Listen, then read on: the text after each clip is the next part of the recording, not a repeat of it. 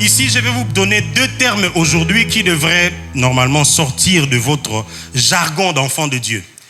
Il dit, lorsque vous priez, dites notre Père qui est aux cieux. Voici 2 termes que vous ne devez jamais perdre de vue. Quelqu'un m'aide à dire transcendance et immanence. Voici comment vous devez comprendre ça. À chaque fois que vous pensez au Dieu qui est aux cieux, vous devez penser à la transcendance de Dieu. La transcendance est un terme qui est propre lié à la nature du Dieu qui vit en dehors de sa création. Quand vous pensez au Dieu qui est aux cieux, pensez au fait que le Père à qui vous avez affaire, il vit en dehors de sa création. Dieu n'est pas mélangé avec sa création. Voilà pourquoi le jour où le déluge se produisait sur la terre, lui, il était assis sur son trône. Dans sa nature, dans sa façon de vivre sa royauté et son éternité, Dieu n'est pas affecté par ce qui se passe dans la nature. Il est complètement séparé de la nature. C'est même pour ça qu'il est saint. Le terme saint, c'est être séparé d'eux. Dieu ne vit pas en même temps dans la même configuration que sa nature. Ça, c'est le côté transcendant de Dieu. Alors que l'immanence de Dieu, malgré le fait qu'il est séparé de sa nature, il vit tout proche de ses enfants. Dieu, quand vous le cherchez dans sa nature, vous allez retrouver les éléments qui montrent qu'il est suffisamment grand. Mais ce n'est pas lui que vous voyez dans la nature. Dieu est totalement séparé, totalement au-dessus, totalement en dehors de sa nature. Alors que dans son immanence, Dieu vit très proche, de manière très proche, à proximité de sa créature et surtout de ses enfants que nous sommes. Regardez le psaume 115, le verset 3 dit « Notre Dieu est au ciel et il fait tout ce qu'il veut. La transcendance de Dieu fait qu'il soit séparé des hommes. » Et ici, le ciel n'est pas forcément un lieu fixe et lointain. C'est plutôt une position d'autorité et de souveraineté. Quand vous pensez ciel, ne pensez pas d'abord à une hauteur qui est très éloignée de vous. Pensez premièrement à une configuration de royauté et d'autorité dans laquelle Dieu règne. Transcendance, Dieu en dehors de sa nature, immanence, tout proche de ses enfants. Les amis, écoutez cette phrase. Tant qu'il y a un ciel au-dessus de vous, sachez qu'il y a un Dieu qui vous exauce. Jésus dit ceci, lorsque vous priez, dites notre Père qui est aux cieux. Si vous vous retrouvez à un endroit où vous avez comme l'impression que les choses ne marchent pas, on dirait que, allez, tout semble être bloqué, vérifiez s'il y a un ciel au-dessus de votre tête. Si vous l'avez découvert, alors vous êtes censé découvrir qu'il y a un Dieu qui est transcendant, qui vit en dehors de sa nature, mais qui est aussi immanent, très proche de tout ce qu'il invoque d'un cœur sincère. S'il y a un ciel, c'est qu'il y a un Dieu. S'il y a un Dieu, c'est que vos prières sont censées être exaucées. Vous ne priez pas quelqu'un qui a un bureau en ville, de sorte qu'avant de le rencontrer, il faut prendre un transport. Ici, vous n'avez pas d'embouteillage. Quand on veut partir en ville, on peut calculer. On se dit, bon, à 16 heures, ça va être un peu ralenti. Dans 15-20 minutes, j'arriverai. Si Dieu n'était pas transcendant, alors vous auriez du mal à atteindre chaque fois le lieu où il se trouve, parce que vous devez lui adresser vos requêtes de manière personnelle.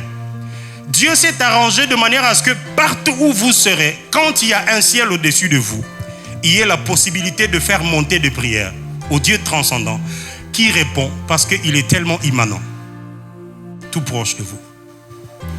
Un jour, j'oublierai jamais, je sortais d'un bureau d'un producteur de musique. Déjà, j'avais tenté avec le premier album, ça n'avait pas marché, alors j'ai fait le deuxième. Celui-là, c'était même l'album de Abba Papa. Je me disais, non, celui-ci, ça doit aller, ça doit marcher tout de suite. J'ai ramené mon CD à l'époque, on ramenait des CD auprès des producteurs pour qu'il ait le temps d'écouter et tout. Alors j'arrive, je me suis dit non, cette fois-ci j'ai quand même quelque chose de fort, il ne va pas refuser. Ça c'était je crois autour de 2016. J'entre dans son bureau, on parlait bien, on se connaissait à travers le pasteur Atoms. On a parlé, il m'a dit oh David Junior, je suis désolé. Déjà j'ai une 50aine de 1000 DVD de tel artiste qui ne sont pas encore écoulés. J'ai vu une 20aine de 1000 CD de tel autre artiste que je n'ai pas encore réussi à vendre. Je ne sais vraiment pas faire quelque chose pour toi, désolé encore pour cette fois. Sans vous dire que la première fois c'était en 2013 quand j'avais fait mon premier album. J'étais parti les voir, il a dit oh je peux pas. En 2016, 3 ans après, j'ai rajouté les efforts, les perfections, j'ai encore cherché Dieu différemment. Je me suis dit cette fois-ci ça devrait marcher. Ce jour-là, à ma grande désolation, je sortais encore de ce bureau avec une réponse négative. Pourtant, dans mes prières, je disais Seigneur, cette fois-ci tu vas toucher son cœur, cette fois-ci tu vas faire grâce, cette fois-ci tu vas faire en sorte que quand je vais le voir, ça soit différent. Il m'a même rajouté une phrase, il a dit, non seulement que je ne peux pas faire quelque chose pour toi, mais je voudrais aussi t'informer que j'ai pitié de ceux qui ne font que la musique, parce qu'en fait, l'industrie de la musique est en train de mourir. Donc, non seulement que je suis sorti avec un refus, une réponse non concluante par rapport à ma demande, mais je suis sorti aussi avec l'info selon laquelle le domaine dans lequel je fournis le maximum des efforts est en train de mourir. Et donc, ce jour-là, quand je suis sorti avec mon sac, j'ai regardé à gauche, à droite, je devrais rentrer très loin chez moi parce que c'était au centre-ville. Je devais marcher pour aller chercher mon transport. Je quittais ce bureau avec la plus grande déception et désolation de ma vie. Parce qu'en fait, c'était le dernier espoir, le dernier rempart. Je me disais, en sortant de ce bureau, les choses peuvent changer. Et pendant que je marchais la tête baissée, attristé, désespéré, je n'avais pas d'issue pour mon avenir. J'entends comme la voix du Saint-Esprit qui me pose la question. Pourquoi tu es si abattu? J'ai dit, mais parce que le seul espoir, le seul plan qui restait ici à Kinshasa, pour le genre d'avenir des gens qui font des choses comme nous, c'était là où je viens de sortir. Et puisque ça n'a pas marché, Dieu, tu sais qu'en ce moment, c'est complètement parti en vrille. Et le Saint-Esprit me pose une question. Est-ce que Dieu habite dans ce bureau ou il est au ciel? C'est la raison d'être de cette phrase que je viens de vous dire tout à l'heure. J'ai dit, ah ouais, c'est vrai, non, Dieu n'habite pas dans ce bureau, il est plutôt au ciel. Il m'a dit, mais pourquoi tu es abattu comme si la réponse que tu viens de recevoir venait de Dieu? Je dis, ah ouais, c'est vrai, hein? Mais pourquoi j'étais sur le point de désespérer comme si la parole que je viens d'entendre là venait du ciel? J'ai une bonne nouvelle pour quelqu'un ce matin. Ton Dieu, celui qui exauce les prières, ne se retrouve pas dans un bureau. Le Dieu qui écoute les prières est au ciel. La localisation est bien placée pour que quand les portes horizontales ne s'ouvriront pas, que tu regardes au ciel. Si le ciel s'ouvre, la terre va approuver ce que le ciel a ouvert. J'ai une bonne nouvelle pour quelqu'un qui a la foi ce matin. Ton Dieu a une localisation spirituelle qui lui permet d'être en dehors de toute forme de compromission et des limites que les hommes connaissent, afin que quand tous les plans humains seront épuisés, que tu regardes celui qui n'a pas d'épuisement en termes de plans. Je suis venu annoncer à quelqu'un une bonne nouvelle. Dieu est au ciel et il fait ce qu'il veut. Ton père peut ne plus accepter de te scolariser, il est sur la terre. Ton père céleste peut te scolariser sans avoir payé les frais. Il y a des gens qui étudient comme ça. Bon, on va quand même le laisser étudier cette année. Je prie que ton Dieu qui est aux cieux te prouve qu'il a des moyens qui dépassent les billets des banques. Quand j'ai entendu cette phrase, j'ai dit, Sili. Tu viens d'un rendez-vous, tu arrives à la maison, tu prends tes clics et tes claques, tu vas en retraite. Le jour où vous aurez comme l'impression que toutes les portes de la terre sont fermées, vous aurez besoin de quelqu'un qui est aux cieux. Et donc j'arrive à la maison, je prends mes clics et mes claques, je sors. Tu vas où?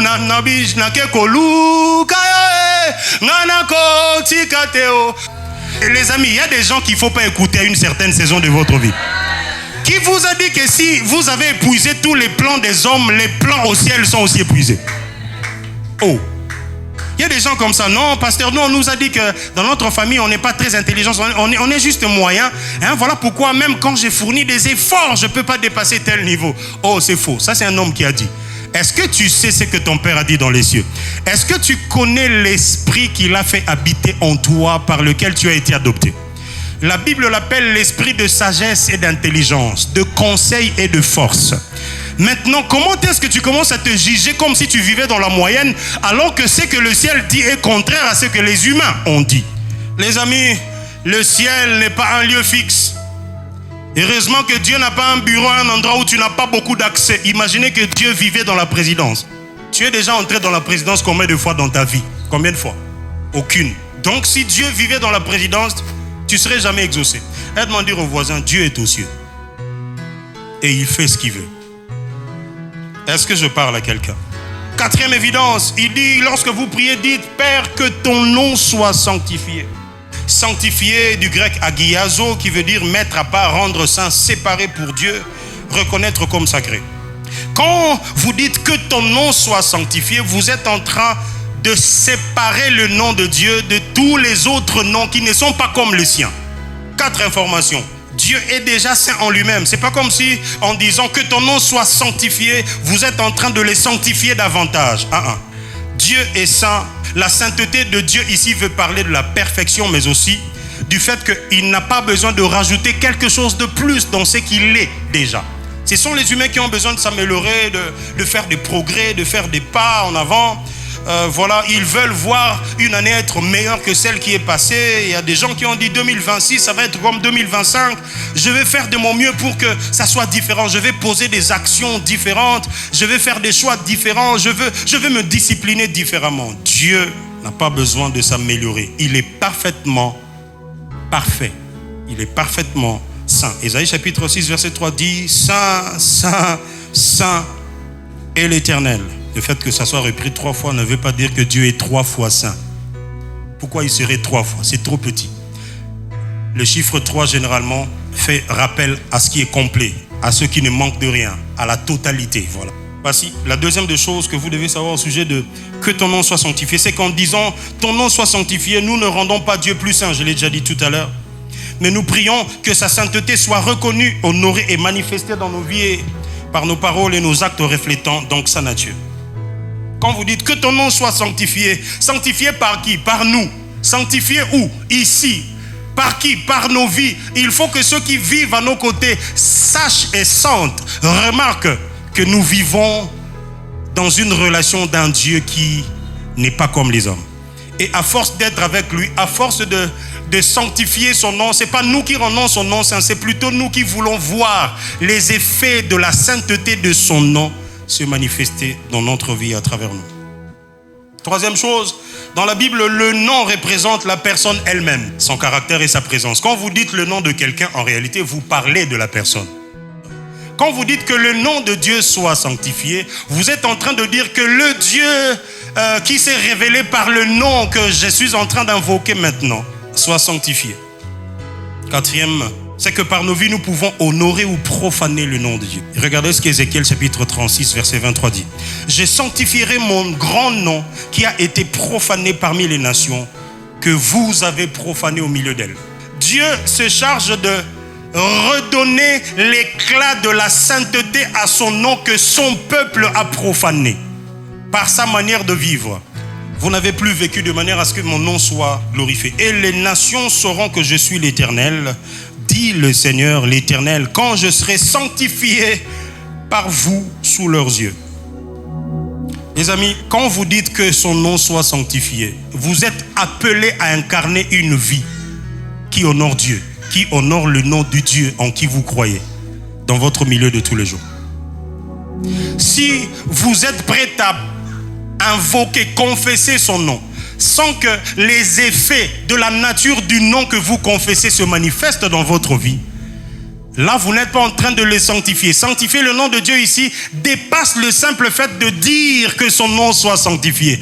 Ça atteint jusqu'au niveau où la qualité de vie que vous menez commence à honorer le nom du Dieu saint en qui vous croyez, à qui vous adressez vos prières. Vous ne pouvez pas être en train d'invoquer le Dieu saint alors que votre marche est en train de dire tout le contraire. En ce moment-là, ce n'est pas son nom qui est sanctifié. Il est plutôt profané. Il vous est déjà arrivé d'entendre quelqu'un dire « Non, toi tu ne peux pas faire ça. Non, toi tel qu'on te connaît. Non, non, non, non, non. » Ma femme me relatait à l'époque quand elle grandissait. Elle pouvait se retrouver au milieu des amis qui ne sont pas des bonnes vies et qui lui disaient de temps en temps « Non, toi, n'essaye pas de faire comme nous. On est tous amis, on fait des choses ensemble, mais... toi, on sait que tu es différent. » Il faudrait qu'à un certain niveau de votre vécu, le nom de Dieu soit sanctifié juste parce que vous incarnez. Parce que Dieu est saint, votre vie devait dégager la nature de celui que vous portez en vous. Si vous ne réclamez appartenir à Dieu que parce que vous attendez certaines promesses qu'il a faites, alors il est possible que votre vie soit en train de profaner son nom plutôt que de le sanctifier. Quand Jésus dit, quand vous dites que ton nom soit sanctifié, vous devez être en train de vivre de manière à ce que votre vie soit en train d'honorer Dieu. Mais aussi quand vous dites que ton nom soit sanctifié, vous êtes en train d'enlever le nom de Dieu de toutes les options que vous avez en tant qu'humain. Si lorsque vous êtes en problème, vous avez besoin d'un secours, vous avez besoin de résoudre un problème, vous avez besoin d'une intervention, et que parmi les options que vous avez Dieu dedans, vous avez tout fou. Le nom de Dieu ne devrait pas se retrouver parmi les options. Si en se disant, oh, j'ai besoin de finir cette année académique, vraiment j'ai besoin d'argent pour payer, alors voici comment je vais procéder. Je vais prier. Si ça ne marche pas, alors je vais appeler mon oncle qui est en Europe. S'il ne réagit pas, alors je tenterai avec la tante qui est en Angola. Si l'Europe ne marche pas, alors je peux tenter l'Angola. Si ça ne marche pas, mon patron quand même un jour il m'avait dit que si j'ai besoin de quoi que ce soit, que j'aille le voir, quoi. C'est quand même ceux qui disaient dans un film, tu m'avais dit que si j'ai besoin de quoi que ce soit, que je vienne te voir. Alors, je suis venu te voir parce que j'ai besoin de quoi que ce soit. Tous nos voisins, est-ce que tu as besoin de quoi que ce soit? Les amis, lorsque vous sanctifiez le nom de Dieu, vous ne devrez pas le faire retrouver dans les options. Dieu ne devrait pas se retrouver parmi les options des solutions quand vous êtes en problème. J'insiste sur ça. Jésus veut nous apprendre quelque chose. Quand vous dites que ton nom soit sanctifié, il veut nous apprendre, nous armer de la mentalité selon laquelle, quand vous êtes en problème, la seule et l'unique option qui devrait être votre secours, c'est qui? C'est Dieu. Ne mélangez pas le nom de Dieu avec les autres options des solutions. Quand vous priez, ne faites pas, bon, Seigneur, au cas où tu ne me répondais pas, voilà comment je vais m'y prendre. Là, tu as mélangé le nom de Dieu avec les autres formes et des solutions que tu pouvais avoir. Les jeunes filles, quand elles grandissent un peu et que le mariage traîne, alors elles prient de cette manière. Ici, je n'ai pas encore vu ça, parce qu'ici, les gens sont beaucoup plus spirituels, j'ai remarqué. Les jeunes filles prient en disant, Seigneur, tu as vu mon âge, tu as vu comment j'ai grandi, le mariage n'arrive toujours pas. Seigneur, si cette année 2026, tu ne me donnes pas le mariage, je vais aller dire oui à ce monsieur qui m'avait proposé d'être son deuxième bureau. Je ne sais pas si deuxième bureau aussi s'accorde féminin. Seigneur, ça veut dire que Dieu, tu vois tel que je ne suis en train de compter que sur ton nom.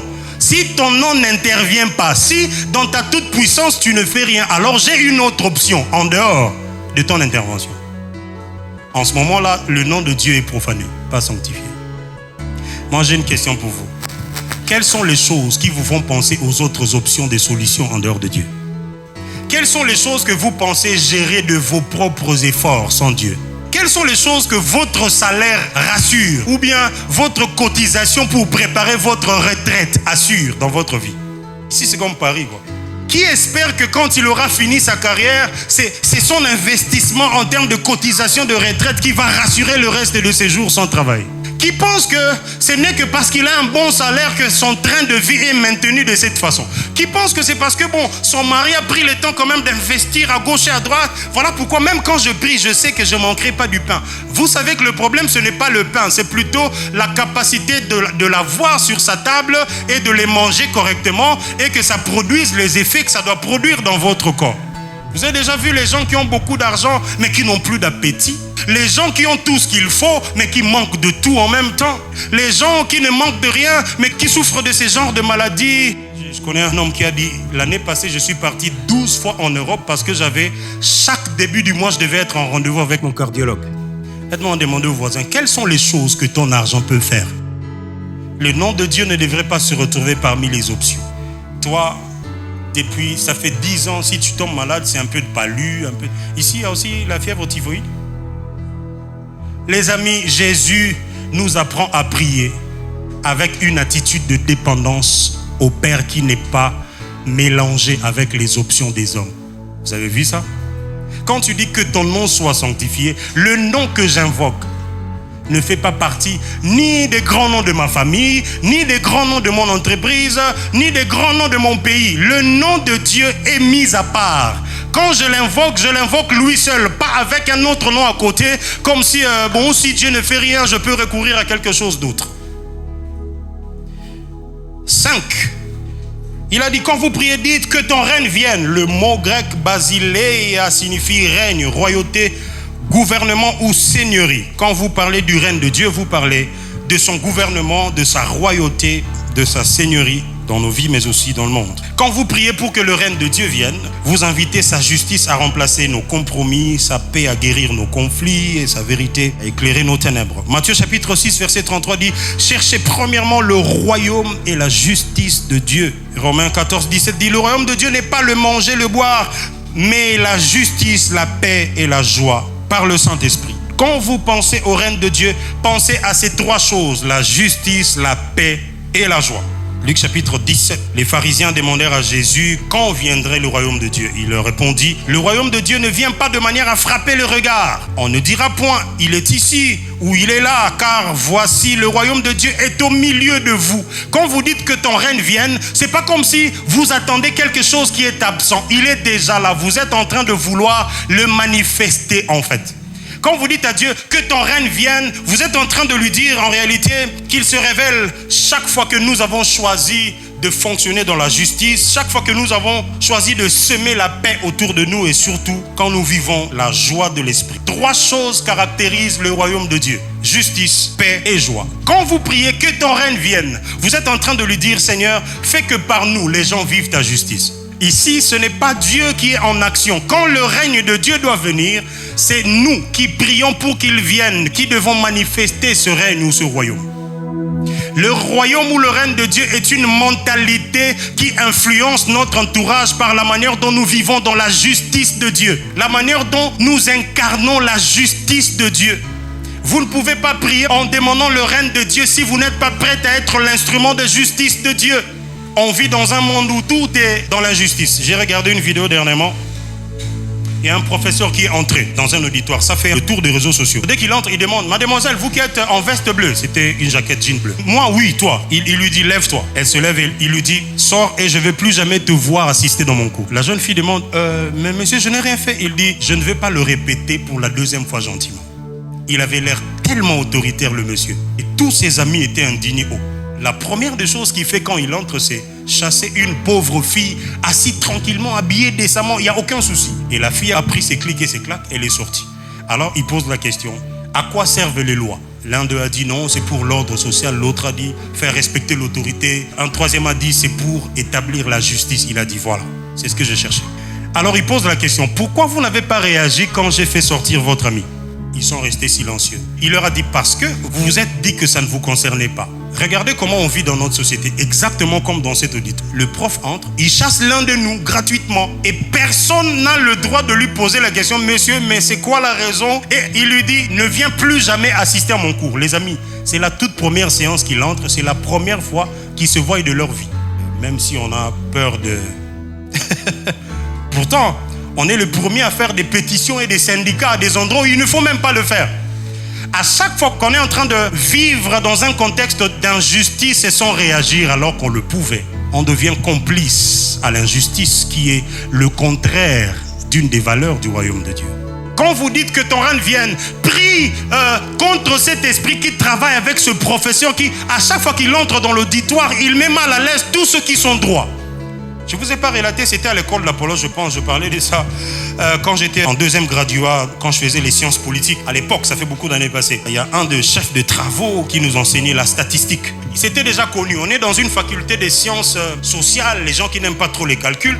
Donc, tout ce qui est statistique, mathématiques, comptabilité, c'est des choses qui ne nous intéressent pas. Alors, il a trouvé un moyen de se faire un peu d'argent. Nous, dans notre auditoire, on était une affaire de 400 et puis il en avait comme ça les auditoires 8 ou 10. Alors, chaque étudiant à la fin, puisqu'on sait que personne ne va réussir à ce cours, chaque étudiant était censé donner de l'argent. Ici, c'est l'équivalent de entre 6 000 ou 6 500 qu'on donnait par étudiant, multiplié juste par 400 et multiplié par 10 auditoires. À chaque fois qu'il vient enseigner, personne n'est intéressé parce qu'on sait qu'à la fin, on va faire quoi?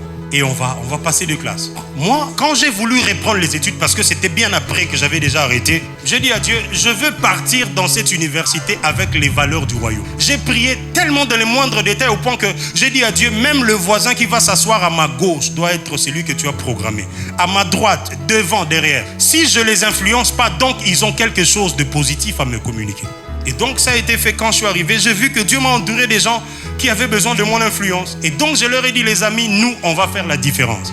Sur ces 400, on est peut-être à 4 ou à 6, on va étudier le cours de statistique et on va travailler sérieusement et on va réussir. La première année, c'était un peu dur, mais on est quand même passé avec un échec léger. Alors la deuxième année, au 2e graduat, c'était devenu beaucoup plus coriace. J'ai dit, on va redoubler les efforts et on a bossé. Maintenant, malheur pour lui, c'est qu'un jour, alors qu'on fait l'examen de statistique, la première des phrases qui sort, c'est qu'il dit, ceux qui croient au Saint-Esprit, invoquez le Saint-Esprit. J'ai dit que le gars, il s'est fait virer. J'ai dit, Saint-Esprit, il a touché ou on ne touche pas. Moi, je sais qu'il est écrit dans ma Bible que le blasphème contre le Père ou le Fils sera pardonné, mais pas contre l'Esprit. Qu'est-ce que l'Esprit t'a fait pour que tu viennes parler de lui légèrement comme ça, dans un contexte où tu penses être le maître? J'ai dit, Saint-Esprit, il doit payer pour ce qu'il vient de faire. C'est une gaffe impardonnable. On a continué à faire notre examen. 10 minutes après, un de nos amis a remis sa feuille. Et puis le prof regarde, il dit, faites comme votre ami, il est sincère, il n'a écrit que son nom. Pour un examen de 2h30, il n'a écrit que son nom et la promotion, et il a remis la feuille. Parce que lui, il sait que ces 6500 sont rassurés. Un de ses assistants, il faisait le tout pour regarder comment ça se passait. Il nous a trouvés assis dans notre table, concentrés, en train de bosser. Il dit, il appelle le chef de travaux. Il vient vérifier. Il regarde, il dit, et puis il voit que c'est moi qui menais la troupe. J'étais en train de travailler. Oh, qui carré, je suis en train de faire. Et puis il dit, oh, mais ça c'est fantastique. Et puis il est parti. Après, 30 minutes avant l'heure de la fin, il est fatigué parce que presque tout le monde est parti. Alors il dit, 30 minutes avant l'heure de la fin, il dit, ramassez les papiers. J'ai dit, non monsieur, il reste 30 minutes. Il a dit, ok, laissez-leur les papiers, on va voir s'ils vont réussir.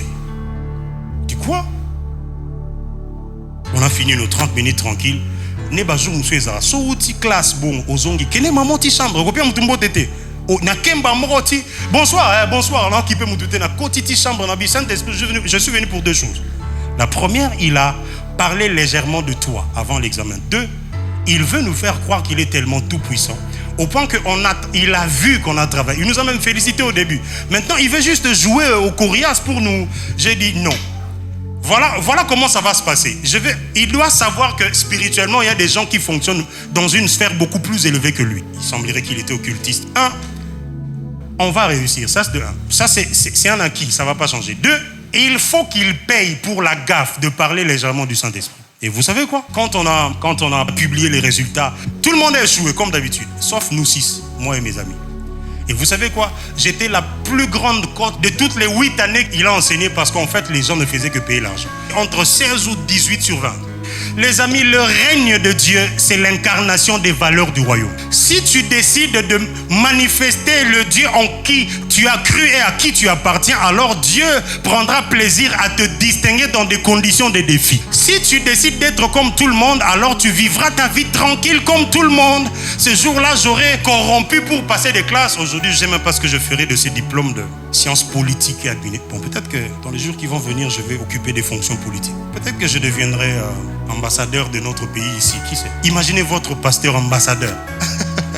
Les amis, tout ce par quoi Dieu te fait passer a un but derrière l'accomplissement de son plan. Si tu veux voir le règne de Dieu s'établir autour de toi en priant, il faut que tu sois conséquent à incarner les valeurs du royaume de Dieu. Et l'un des valeurs, c'est être juste. La justice de Dieu, c'est travailler et réussir par ses efforts au lieu de suppléer cela par de l'argent.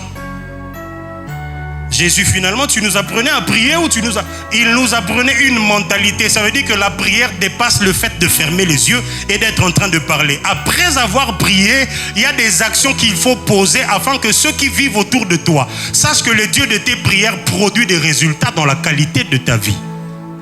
Quand la Bible dit par exemple, à votre foi rajoutez la connaissance, tu ne vas pas remplacer la connaissance par la prière. Après avoir prié, tu dois étudier, lire des livres, faire des TP, fournir le maximum de tes efforts, de sorte que quand Dieu va ouvrir le ciel pour faire du bien, il va sélectionner une catégorie dans laquelle ceux qui ont obéi à cette parole qui a été annoncée au préalable pour ce genre de choses seront éligibles. À chaque fois que les jeunes filles d'Israël vivaient avant que Jésus ne vienne, toutes celles qui se gardaient vierges ne se gardaient pas dans cet état que pour attendre le mariage. Elles se gardaient aussi parce qu'elles pouvaient être une potentielle mère du Sauveur. Le jour où par ta vie désordonnée tu perds la virginité, tu perds le profil qui te donne le droit d'être parmi celles que Dieu va choisir. Si la Bible te demande de faire une chose en amont, ta prière ne viendra qu'accompagner la discipline et l'obéissance que tu as placée face au commandement que Dieu t'a donné. Quand tu dis que ton règne vienne, tu t'attends à quoi? Non, Seigneur, les gens qui travaillent au gouvernement, ce sont des voleurs, ils nous font souffrir. Et si tu commençais à incarner les valeurs du royaume dans ton petit cercle, l'odeur du parfum de la connaissance de Christ va se répandre par toi. Et si 2-3 personnes autour de toi peuvent être influencées, eux à leur tour influenceront 2-3 autres personnes, et les 2-3 autres personnes là feront la même chose, et l'influence va commencer à se répandre. En priant, en disant que ton règne vienne, Et c'est vrai que tu as le droit de refuser certaines choses, certaines injustices, comme je l'ai dit. Est-ce que tu dirais, imaginez que tu es dans votre entreprise et que le patron entre comme ça dans une réunion, il dit à ton collègue, vas-y, lève-toi, tu es suspendu jusqu'à nouvel ordre, sans raison. Est-ce que vous pouvez protester à ça? Ok, est-ce que vous pouvez faire une pétition? Allez, c'est au risque et péril, mais c'est ça le royaume en fait. Mais plus que ça, est-ce qu'il y a-t-il des choses qui ne dépendent que de comment toi, tu incarnes les valeurs du royaume? Moi, il y a certaines choses que je ne cautionne pas. Je suis en train de prier pour que ça change. Le royaume de Dieu, c'est établir la seigneurie de Jésus dans un endroit où vous vivez. J'ai prié ce matin. J'ai dit à Dieu, cette histoire ne doit pas continuer comme ça. Je sais peut-être que c'est déjà devenu normal. Ils font des caprices, on paye beaucoup d'argent. Mais après, quand il faut nous donner le service nécessaire, ils ne nous donnent pas et personne n'en parle. Et on vit dans une forme d'injustice et d'oppression et ça devient normal. Non. Le règne de Dieu se manifeste par sa seigneurie à travers les gens qui le représentent. Si tu es Daniel, il faut que tu montres à Nebuchadnezzar qu'on peut te jeter dans la fosse au lion et que la loi peut changer. Les amis, quelles sont les choses que vous trouvez anormales que le règne de Dieu devrait fixer dans ce pays? Ce gars-là qui prend plaisir à aller chaque fois couper le courant pour rien. Pourquoi on doit continuer à subir alors que là où nous sommes, c'est nous qui sommes censés édicter la loi? Je sais que je vous choque, c'est fait exprès. Quand tu dis que ton règne vienne, tu veux que la seigneurie de Jésus prenne le dessus sur les conditions que les autres trouvent normales alors que ça ne doit pas être ainsi. Quand tu dis que ton règne vienne, même dans ta famille, tu es censé incarner une différence que tous les autres ne vivent pas. Si tout le monde dans ta famille souffrait d'une seule chose depuis des décennies, à travers ta vie, Dieu devrait manifester la différence claire et nette. C'est ça qu'on appelle un ambassadeur du royaume de Christ.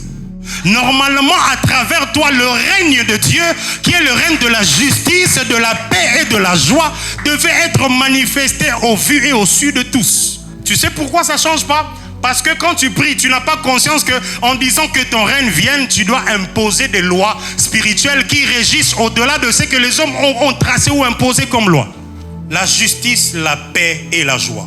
Si tu ne sais pas répandre la paix autour de toi, il y a une des filles avec qui j'ai parlé, elle m'a dit, pasteur, ma mère vraiment, ça fait 3 fois qu'on nous chasse des maisons. On épuise la garantie, mais au lieu qu'elle soit même, elle insulte la bailleresse. Si là où tu vis, on ne sait pas vivre la paix de Dieu, ça veut dire que le règne de Dieu ne se manifeste pas par toi. Justice, paix et joie. Si depuis qu'on a commencé cette église, toi tu as toujours le visage fermé, il y a un problème. Le royaume de Dieu est bâti sur la justice, la paix et la joie. Même si une église au sécurité, aux ans kandanani, nana wa blessa vina yo, au point que au kansake so kangé le ngné on a sérieux. Aide-moi à dire aux voisins la justice, la paix et la joie. Et puis souris un peu. Les gens sourient difficilement alors que vous êtes dans le royaume. Aide-moi à dire aux voisins, ici dans le royaume, c'est la joie.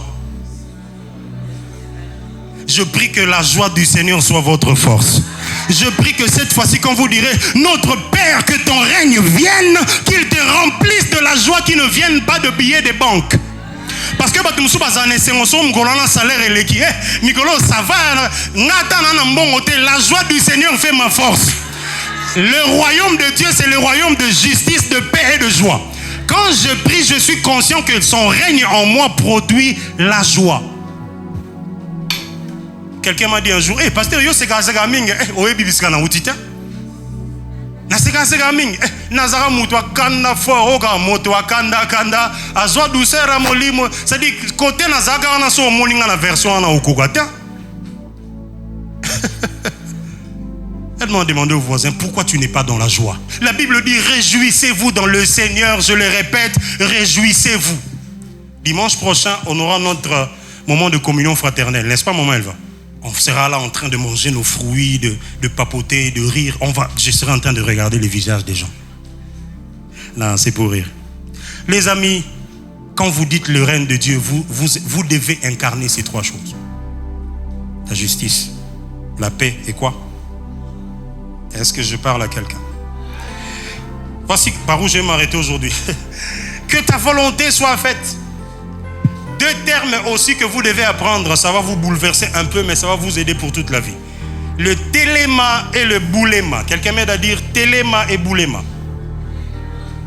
Le téléma, c'est la volonté affective, ce que Dieu souhaite que nous puissions faire. Vous allez voir, c'est très bénissant. Son désir bienveillant. Ici, c'est aussi ce que chacun souhaite. Quand on parle de téléma dans la Bible, quand vous voyez volonté, ça peut être volonté de l'homme, ce qu'il souhaite vivre, faire comme choix ou décision. Mais du côté de Dieu, quand on parle de téléma, on parle de la volonté affective. Une volonté qui s'accompagne de l'affection, de la bonté, de la bienveillance. C'est une volonté que Dieu veut voir s'accomplir avec bienveillance. La deuxième des choses concernant téléma, c'est que c'est la volonté miséricordieuse de Dieu. Quand vous lisez dans Matthieu 6, que j'ai lu tout à l'heure, verset 10, quand la Bible dit que ta volonté soit faite sur la terre, la Bible dit que ta téléma soit faite sur la terre comme au ciel. Que ta volonté miséricordieuse. C'est quoi la volonté miséricordieuse? C'est la volonté de Dieu selon laquelle aucun pécheur ne doit mourir en tant que tel, mais qu'il puisse se repentir et qu'il connaisse la voie du salut. Écoutez aussi une autre chose intéressante sur téléma, c'est que cette volonté est flexible selon la réponse humaine. C'est parce que Dieu aura décidé, pour que ça se fasse, il faudra que l'homme réponde à cette volonté. C'est une volonté qui ne se fera que quand l'homme aura fait sa part. La volonté de Dieu est connue. Il vous laissera faire votre part pour qu'elle s'accomplisse. Si il te dit, va te laver au réservoir de Siloé, après avoir placé de la boue sur tes yeux, tu es aveugle. Tes yeux ne s'ouvriront que quand tu auras fait la partie de ce que Dieu a ordonné. Pourtant, il a déjà fait la sienne. Le téléma de Dieu, c'est la volonté parfaite à la base et qui ne s'accomplit que quand l'homme fait sa part à lui. Quand vous priez dans la dimension de la volonté de Dieu, téléma, vous ne devrez jamais perdre de vue que la volonté de Dieu dans cette dimension dépend de votre réponse en tant qu'humain. Si vous ne faites pas ce que vous devez faire, la chose que Dieu avait faite ne se fera pas. Par le sacrificateur Élie, quand il dit à Anne, va et que le Saint d'Israël exauce ta prière. Anne, si tu vas et que pendant cette période vous êtes en froid avec Elkana et que tu fais des caprices en disant, je dois d'abord lui montrer qu'il avait mal agi. Anne, pour que tu tombes enceinte, il faut que Elkana fasse son travail en tant qu'homme. Dieu aura beau parler, si tu ne fais pas la part que tu dois faire, ça ne se fera pas. Un jour, Dieu a dit à Abraham, l'année prochaine, à la même époque, Sarah, ta femme, sera enceinte et elle va enfanter d'un garçon. Yoga Sarah, moi qui suis déjà vieille comme ça, et mon mari, est-ce qu'il aura encore des désirs? Problème en Zambie, il a désir. Et ça, il va organiser les conditions pour que quand vous allez faire votre part en tant que couple, Dieu vous donne l'enfant de la promesse. Isaac peut beau être l'enfant de la promesse, si Sarah et Abraham ne croient pas que ça va passer par leur corps usé parce que Dieu en a le pouvoir, alors Isaac ne viendra pas. D'ailleurs, la conversation au début avait commencé en disant, Abraham disait à Dieu, Dieu, que Ismaël trouve grâce à tes yeux. En d'autres mots, Dieu, contente-toi d'Ismaël, c'est aussi mon enfant. Fais tout ce que tu as prévu là seulement par lui. La volonté parfaite de Dieu qui dépend de la réponse de l'homme. Je l'ai dit tout à l'heure, si vous savez ce que vous devez faire par rapport à une promesse de Dieu et que vous ne le faites pas, vous allez attendre pendant longtemps. À chaque fois que vous reviendrez, Dieu vous rappellera, oh, moi j'avais déjà répondu depuis longtemps. Un couple, l'homme travaille dans tel pays, la femme travaille dans tel autre pays. Imagine que l'homme ne vient que des week-ends. Et si ce week-end-là, ça tombe que la femme n'est pas dans les périodes propices, on fait comment? Ça va faire 10 ans dans ce rythme. Il faut que ça tombe par hasard. Pourtant, vous réussissez bien dans certains domaines. Pourquoi dans d'autres ça ne marche pas? Parce que dans le téléma de Dieu, si vous ne faites pas votre part avec tous les soins et tous les sérieux possibles, Dieu ne pourra pas faire la sienne. Les amis dans cette église, quand vous voudrez voir la volonté de Dieu, rassurez-vous d'avoir fait la vôtre. Quelquefois, on prie mal. On prie en imaginant que Dieu va faire ce que nous sommes censés faire. Vous voyez pourquoi je transpire? Parce que je voudrais que ça soit clair. Quand tu dis, volonté nzambe ka esali ke, bon nzamba sala nyon so lingi so pe nzamba lingi nete, so nzamba lingi tete, ezambi lo msu nzambe sa linga. Yonde muto linga te. Tous les critères que tu t'es mis au sujet du choix, ça n'a rien à voir avec ta destinée. Ça a juste à voir avec ce que tes amis diront. Le seul élément bloqué aussi, les amis, la volonté parfaite de Dieu qui demande la part de l'homme. Deuxième chose que je voulais vous apprendre au sujet de la volonté de Dieu, c'est le boulema. Je vous ai dit tout à l'heure. Le boulema de Dieu désigne son dessein souverain, son plan arrêté qui s'accomplit dans l'histoire indépendamment des circonstances humaines. C'est sa volonté décidée, c'est son plan inébranlable. Exemple, la croix de Jésus, l'œuvre de la croix. Ici, c'est indiscutable. Ici, c'est non négociable. Ça s'appelle les desseins de Dieu. Les desseins de Dieu, c'est son plan qui est scellé. C'est fixé comme ça. Tu peux prier 3 fois répétant la même prière pendant 1 heure, en disant à Dieu à Gethsémane, Seigneur Père, est-ce que tu peux pas éloigner de moi cette coupe? C'est même la seule fois où Jésus prie en disant Abba. Avant, Jésus ne dit pas Abba, il dit seulement Père. Ce jour-là, il a rajouté Abba, Père. Est-ce que tu veux éloigner de moi cette coupe? Les amis, si la chose que vous cherchez à changer se trouve dans la volonté boulema de Dieu, je suis désolé de vous informer que ça ne changera pas. Actes des Apôtres chapitre 2, 23 dit, cet homme livré selon le dessein de Dieu arrêté et selon la prescience de Dieu, vous l'avez crucifié, vous l'avez fait mourir par la main des impies. Ça c'est l'apôtre Pierre qui prêche le jour de la Pentecôte. Il explique au sujet de Jésus, de comment, même si vous l'avez arrêté, crucifié, mais tout ce qu'il a fait, il l'a fait selon le dessein arrêté par Dieu. Donc en réalité, vous n'étiez qu'en train de le pousser à accomplir quelque chose qui était indiscutable. Parce que souvenez-vous, un jour Jésus, priant devant la tombe de Lazare, il a dit, Père, je te rends grâce de ce que tu m'exauces toujours. À Gethsémane, il fait la même prière 3 fois. Le Père ne dit rien. Silence radio. Hé Père, ça c'est la seule fois où tu n'as pas exaucé Jésus. Non. L'homme d'Hébreu, au chapitre 5, verset 7, il dit, celui qui a présenté par des grands cris pendant le jour de sa chair, sa prière et ses requêtes, et qui a été exaucé à cause de sa piété. Jésus était exaucé à cause de sa piété, mais pas tout de suite. En ce moment-là, la coupe ne pouvait pas être enlevée. Élection et prédestination, je vous rappellerai ça le dimanche prochain avant d'entrer dans la matière du dimanche prochain. Romains chapitre 9, verset 11. Ici, l'apôtre Paul parle de Jacob qui a été choisi, non pas à cause de ses œuvres, mais à cause de l'élection de Dieu, du choix de Dieu, de la souveraineté de Dieu. Tu peux être Ésaü en train de te plaindre. Pourquoi est-ce que moi qui suis l'aîné, je n'ai pas la prééminence? Pourquoi est-ce que moi qui ai beaucoup prié, je n'ai pas la plus grande, j'ai pas le plus grand résultat sur le plan humain? Pourquoi est-ce que moi qui me suis sanctifié plus que tout le monde, je n'ai pas reçu la plus grande couronne? Les amis, dans ces conditions, le boulema de Dieu s'accomplit non pas parce que l'homme aura fait quelque chose ou n'aura pas fait sa part. Ici, c'est le dessein arrêté de Dieu et qui ne peut être changé sous aucune forme de procès. Les amis, le plan souverain de Dieu va au-delà des critères humains. Alors quand vous regardez, évitez de penser que vous méritez des choses. Quand vous priez, Père, que ta volonté soit faite, soyez rassurés que vous n'êtes pas en train de forcer une volonté qui a déjà été scellée. Priez comme Jésus, insistez s'il le faut, c'est ça la foi. Jésus a prié 3 fois en insistant sur la même chose. Père, est-ce que tu veux éloigner de moi cette coupe? Non pas ma volonté, mais ce que tu veux. Tu sais quoi? Jésus nous apprend à prier quant à la volonté de Dieu en disant, non pas ma téléma, mais ton boulema. Ma téléma, c'est que si tu ne tiens compte que de mes larmes et de mon insistance, tu peux changer d'avis. Comme moi le dimanche passé, je ne voulais pas donner mon téléphone à Jasper, mais il a tellement insisté que j'ai fini par lui donner. Dieu n'est pas comme ça. Il y a des choses qui sont déjà arrêtées dans son plan pour ton bien. Il ne les changera pas jusqu'à ce que tu boives la coupe, jusqu'à ce que tu passes cette étape difficile, jusqu'à ce que tu traverses cette école douloureuse, afin que tu arrives à recevoir le nom qui est élevé au-dessus de tout nom. Soki nzamba betele o raccourci ne loko anozo insistele okobima na plan parfait nae. Alors Dieu t'aime plus que tes caprices. Dieu, il tient compte de son plan parfait plus que tes larmes. On peut être en train de pleurer si ce pourquoi on pleure ne se retrouve pas dans le boulema de Dieu. Dieu ne changera pas d'avis. Les amis, la prière change les choses sur la terre pour le ciel. Mais le boulema de Dieu reste intact. Est-ce que quelqu'un peut dire ce midi, Père, non pas ce que je veux, mais ce que tu veux? Est-ce qu'il y a-t-il quelque chose pour lequel tu as beaucoup insisté ces derniers temps?